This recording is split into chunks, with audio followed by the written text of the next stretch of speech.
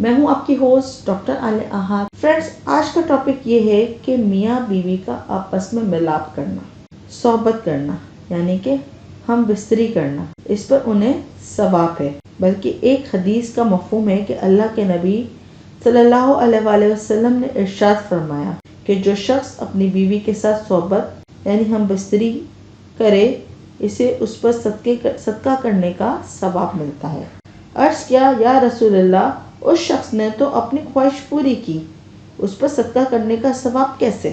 تو ارشاد فرمایا کہ اگر وہ اسی خواہش کو پڑوسی کے گھر جا کے پوری کرتا تو اس نے کہا کہ یا رسول اللہ، یہ تو زنا ہے، گناہ کبیرہ ہے۔ تو فرمایا اگر جائز طریقے سے خواہش کو پورا کیا جائے تو ثواب ہے، اور ناجائز طریقے سے پورا کیا جائے تو پھر گناہ ہے، بلکہ گناہ کبیرہ ہے۔ میاں بیوی کے رشتے کے بارے میں علماء بھی یہ بیان فرماتے ہیں کہ جب میاں بیوی آپس میں محبت کرتے ہیں تو ان کا یہ محبت کرنا، ان کا یہ چاہت کرنا، انہیں ان کی اسی محبت کرنے پر نفل عبادت کا ثواب ملتا ہے۔ سبحان اللہ۔ وجہ اس کی کیا ہے؟ وجہ اس کی یہ ہے کہ جب میاں بیوی آپس میں محبت کریں گے تو ان کی محبت بڑھے گی، آپس میں محبت زیادہ ہوگی، انڈرسٹینڈنگ زیادہ ہو جائے گی، ایک دوسرے کے بغیر رہنا مشکل ہو جائے گا اور ایک دوسرے کے لیے وہ لازم و ملزوم ہو جائیں گے، تو پھر زنا کے دروازے جو ہیں وہ بند ہو جائیں گے۔ لیکن اگر میاں بیوی میں آپس میں محبت نہ ہو، اتفاق نہ ہو، تو پھر زنا کے دروازے کھل جائیں گے۔ اس لیے میاں بیوی کا آپس میں محبت کرنا، اس لیے انہیں نفل عبادت کا ثواب ملتا ہے۔ اب یہاں جو میں آپ کو بات بتانا چاہ رہی ہوں کہ جس عمل پر ثواب مل رہا ہے، یعنی میاں بیوی کا آپس میں محبت کرنا، صحبت کرنا، انہیں ثواب ملتا ہے۔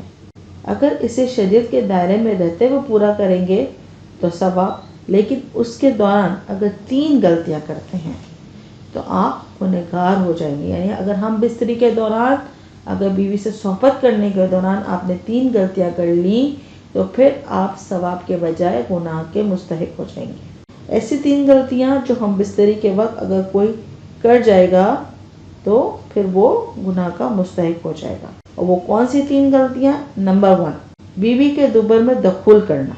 آسان لفظوں میں یہاں وضاحت کروں کہ یعنی ہم بستری کے دوران شوہر کا بیوی کے پخانے کے رستے یا پخانے کی جگہ میں دخول کرنا، یہ گناہ کبیرہ ہے۔ اس بات کی دین میں سخت ممانعت ہے، اس سے بچنا چاہیے۔ یہ بہت بڑا گناہ ہے، حرام ہے، اس طرح نہیں کرنا چاہیے، بلکہ جو فطری راستہ ہے اس راستے سے کیجیے، غیر فطری راستے سے بچنا چاہیے۔ اللہ کے نبی رسول پاک صلی اللہ علیہ وآلہ وسلم نے اس شخص کے بارے میں فرمایا کہ ایسے شخص پر لعنت ہے جو بیوی کے دوبر میں دخول کرے۔ بیوی کے دوبر میں دخول کرنا ہم بستری کے وقت یہ گناہ کبیرہ ہے، اس کی سخت ممانعت ہے اور اس نے بچنے کا حکم ہے۔ نمبر 2 جو غلطی کرتے ہیں وہ ہے اورل سیکس۔ اسلام میں اورل سیکس جائز نہیں ہے، بالکل قطعاً طور پر جائز نہیں ہے، حرام ہے، سخت گناہ کبیرہ ہے۔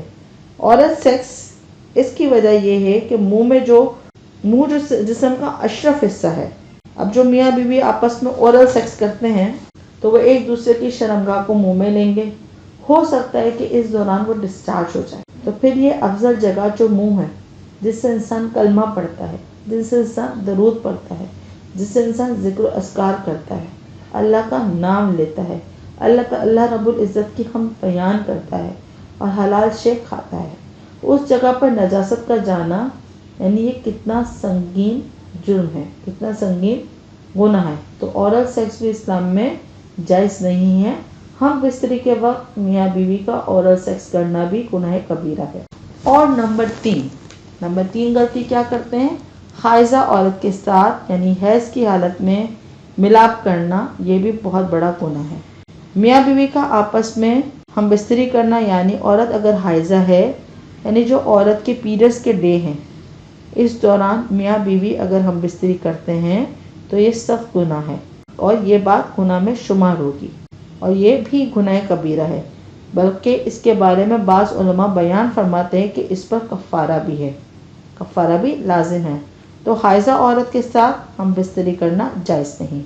ہاں، اگر حائضہ عورت کے ساتھ اگر آپ لیٹنا چاہتے ہیں، بوس و کنار کرنا چاہتے ہیں اور شہوت جاگنے کا ڈر نہیں ہے، تو آپ اس کے ساتھ آرام سے لیٹ بھی سکتے ہیں، بیٹھ بھی سکتے ہیں۔ ہاں اگر امکان ہے کہ شہوت جاگ اٹھے گی تو دور رہیے، خیال کیجیے۔ تو سہزہ عورت کے ساتھ بھی ملاپ کرنا جائز نہیں ہے، غلط بات ہے۔ یعنی کیا 3 غلطیاں کرتے ہیں جس سے ہم بستری میں ثواب کے بجائے گناہ ملتا ہے؟ نمبر 1 دبر کی جگہ میں دخول کرنا، نمبر 2 اورل سیکس، نمبر 3 حائضہ عورت کے ساتھ ملاپ۔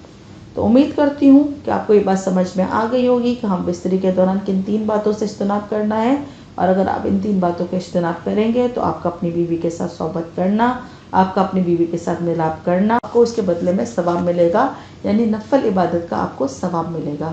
تو 3 باتوں سے اجتناب کیجیے اور حرام کاموں سے بچیے۔ امید کرتی ہوں آج کا ٹاپک، آج کی ویڈیو آپ کو اچھی لگی ہوگی۔ اپنا بہت زیادہ خیال رکھیے گا، مجھے دعاؤں میں یاد رکھیے گا۔ اللہ حافظ۔